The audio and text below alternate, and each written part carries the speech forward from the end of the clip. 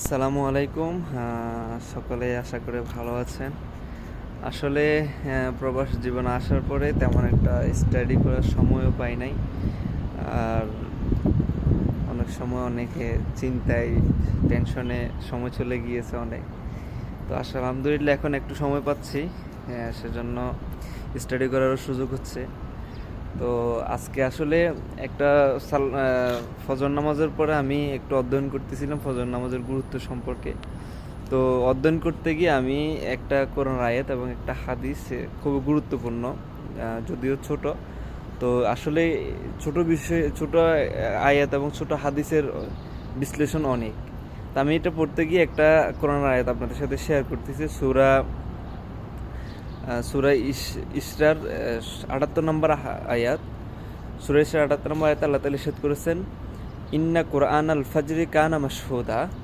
এখানে আল্লাহ তাআলা এই আয়াত বুঝিয়েছেন যে নিশ্চয় ফজরের কোরআন তেলাওয়াত সাক্ষিত। তো আসলে এই আয়াতের ব্যাখ্যায় আমরা এটাই বুঝতে পারি যে ফজরের নামাজের সময় ফেরেশতারা উপস্থিত থাকেন এবং আল্লাহর দরবারে নামাজের সাক্ষ্য দেন। তা আসলে আমরা যে ফজর নামাজ আদায় করি এবং ফজর নামাজ আদায় করার সময় ফেরেশতারা উপস্থিত থাকেন এবং সে বিষয়ে আল্লাহ তাআলা সে কি করে সাক্ষ্য দেয় যে এই ব্যক্তি আপনার ইবাদত করেছে, দিনের শুরু অংশ আপনার ইবাদত করেছে। এবং এই আয়াতের সমসাময়িক এই আয়াতের সাথে ম্যাচিং করে একটা হাদিস, যেটা আপনার সাথে শেয়ার না করলে নয়। সহিহ মুসলিম শরীফের ৬৫৭ নম্বর হাদিস, রাসূলুল্লাহ সাল্লাল্লাহু আলাইহি ওয়াসাল্লাম ইরশাদ করেছেন, মান সাল্লাল ফাজরি ফাহুয়া ফি জিম্মাতিল্লাহ।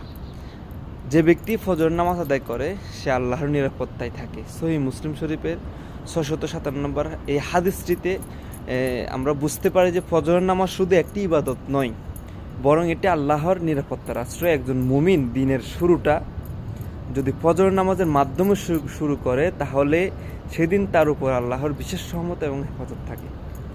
তো আমরা সকলে ফজর নামাজ নিয়মিত আদায় করার চেষ্টা করব। সকলকে ধন্যবাদ। দেখা হবে পরবর্তী কোনো ভিডিওতে। আসসালামু আলাইকুম রহমতুল্লাহি ওয়া বারাকাতুহু।